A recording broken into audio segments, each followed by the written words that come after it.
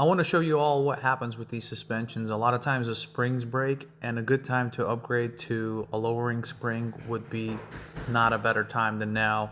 And here's the process that we do to get this accomplished properly. So this 971 Panamera, we actually lowered it, but it takes more to lowering a car than you would think. It does require preload. So then we also will do we're going to do the alignment on it. But this is what it looks like.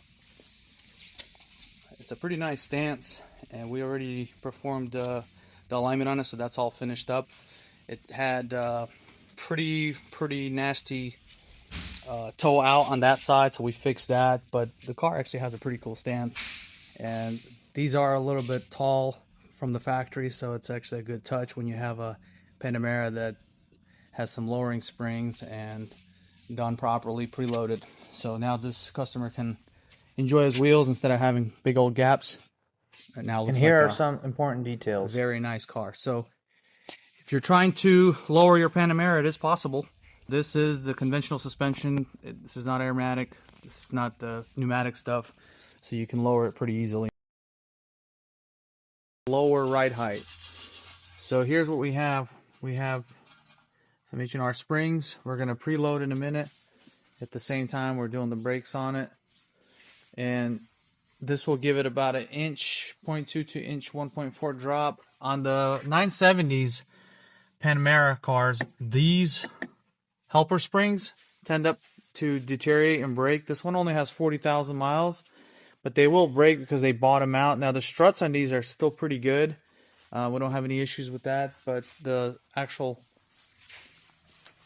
foam components tend to deteriorate, so we have brand new ones here. We had to remove this as these are Damptronic, but yeah, every time you install springs or struts or any kind of work, especially if you're raising the car some, which is you're lowering it, so the suspension it needs to be unbolted and preloaded. So I'll show you the process we use once this car is on a stand, if I don't forget to make the video. But anyways, this system is, and at the same time we're just going to clean the rotors or the calipers while we have the new rotors. So that's what it looks like. So pretty nice job to do when you're trying to get a lower ride height, because these are pretty tall cars. If it's a turbo or a GTS, you have the pneumatic suspension, and it could be slightly lowered just because you can push a button and it'll drop the car. But when it comes to this, you can only do the springs, which I like steel suspensions because they're less troublesome.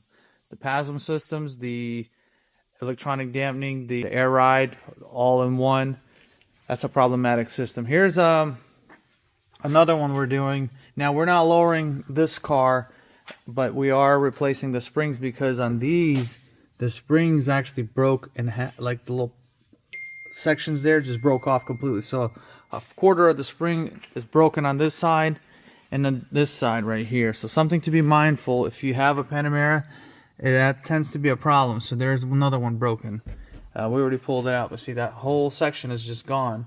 And your car will actually lower itself, and you're going to wonder why the car feels like it's actually lower than it used to be. That's because the springs break on them. So a good time to do an upgrade is before the springs break, but you can also replace them with stock. Now the front ones don't seem to be a problem, but this is a high mileage Panamera, and that's a 970, so that's the difference. We got a 970 and a 971, and that's where we end up having slight differences. But the suspension setup is pretty much exactly the same. We're very similar on the suspension setup. We're getting some brakes on this one as well. So if you do have a 971 or a 970, it's a pretty cool add-on to do. If you want to lower it, give it a better ride, I'll show you guys what that looks like once we have this thing preloaded and on the ground. Thank you for watching. Like and subscribe. We'll see you next time.